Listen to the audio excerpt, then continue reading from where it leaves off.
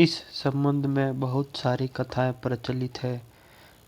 एक दैत्य रक्त बीज ने कठोर तप के बल पर वर पाया कि अगर उसके खून की एक बूंद भी धरती पर गिरेगी तो उसके अनेक दैत्य पैदा हो जाएंगे। उसने अपनी शक्तियों का प्रयोग निर्दोष और असहाय लोगों पर करना शुरू कर दिया। धीरे धीरे उसने अपना आतंक तीनों लोगों पर मचा दिया। देवताओं ने उसे युद्ध के लिए ललकारा।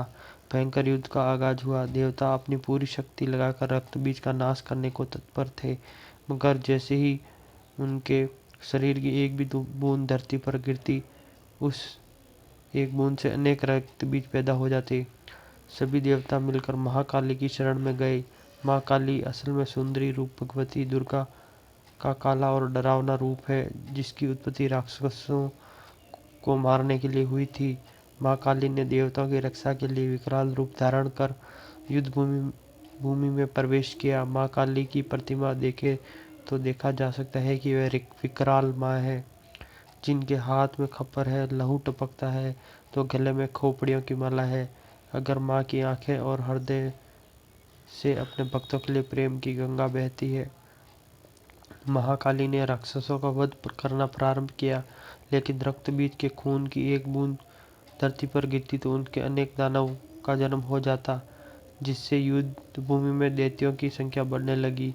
तब माँ ने अपनी जिह्वा का विस्तार किया। दानवों का एक खून धरती पर गिरने की बजाय उनकी जिह्वा पर गिरने लगा। वे लाशों के ढेर लगाती और उनका खून पीने लगी। इस तरह माँ काली ने रक्त बीज का वध किया, लेकिन तब तक माँ काली का गुस्सा इतना विकराल रूप ले चुका था कि उनको शांत करना भी जरूरी था, मगर कोई उनके पास जाने से भी डर रहा था। तभी देवता भगवान शिव के पास गए और महाकाली को शांत करने के लिए प्रार्थना करने लगे। भगवान शिव ने उनको बहुत प्रकार से शांत करने की कोशिश की। जब सभी प्रयास विफल हो गए तो उनके मार्ग पर लेट गए।